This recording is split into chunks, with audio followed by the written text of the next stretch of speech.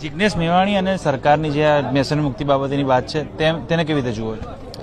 ના, એ બહુ સરસ વાત લઈને નીકળ્યા છે અને ખરેખર આપણા ગુજરાતમાં તો દારૂબંધી છે છતાંય આટલો દારૂ વેચાય છે તો આ ના થવું જોઈએ અને મેવાડી સાહેબે જે મુદ્દો ઉઠાવ્યો છે એમની રીતે બરાબર છે.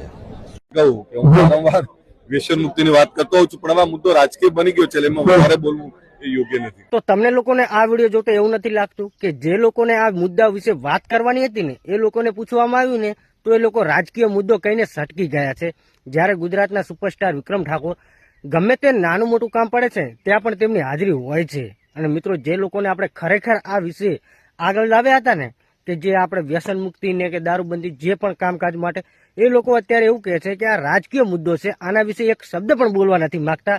જ્યારે સુપરસ્ટાર વિક્રમ ઠાકોર સાણંદની અંદર જે ઠાકોર સમાજનું જે સંમેલન થયું ને, સભા ભરણી ને, એમાં તેમને પૂછવામાં આવ્યું તો તેમને ખુલ્લેઆમ જવાબ આપી દીધો છે. એ ઉપરથી ખબર પડે છે કે ફિલ્મોના હીરો નહીં પણ રિયલ લાઈફમાં પણ સુપરસ્ટાર એટલે કે વિક્રમ ઠાકોર છે.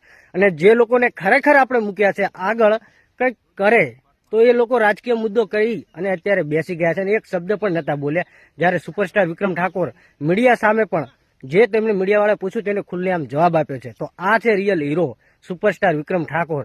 એટલે ખરેખર જે લોકોને આપણે આગળ મોકલવાના હતા ને એ લોકોને આપણે કદાચ પાછળ રાખ્યા છે, બાકી આવા લોકોને આગળ મૂકવાના હતા. અને જે લોકોને આપણે ખરેખર આગળ મોકલ્યા છે ને એ લોકો અત્યારે આ વિશે વાત કરવા પણ નથી માંગતા. બાકી મિત્રો, તમારું શું કહેવું છે ને કમેન્ટ બોક્સ ખુલ્લું છે, ત્યાં જવાબ આપી શકો છો.